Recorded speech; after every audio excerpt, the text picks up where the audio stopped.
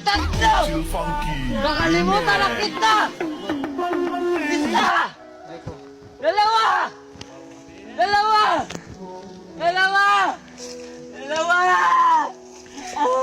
Sa bawat sadlit, handang masaktan, kahit di mo alam.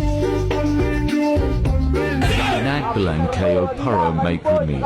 No! Isa! Dua! Tatlo! Empat! Lima! Inim! Ito!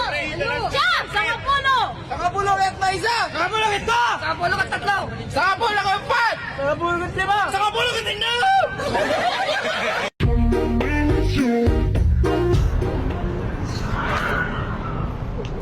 Boss, pwede ba magtanong, boss? Ano? Saan ba yung papuntang Quiapo? Quiapo? Oo. Diretsuhin mo lang, sir.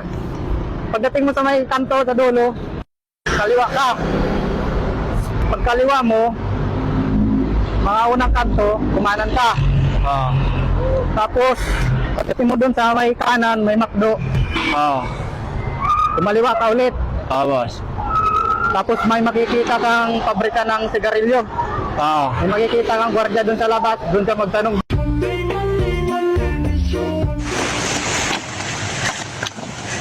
Pagkabilang ko tatlo kayo, kalimutan mo na siya!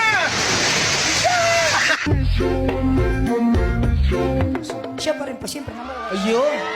Di sabihin mo ka, Mr. Mahal na mahal mo siya.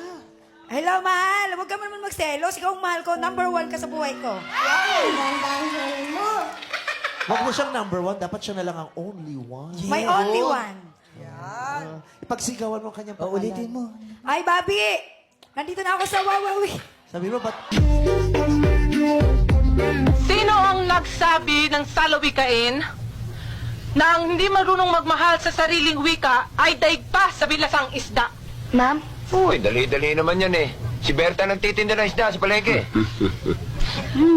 Anong pangalan mo? Jose Rizal. Niloloko mo ba ako? No, ma'am.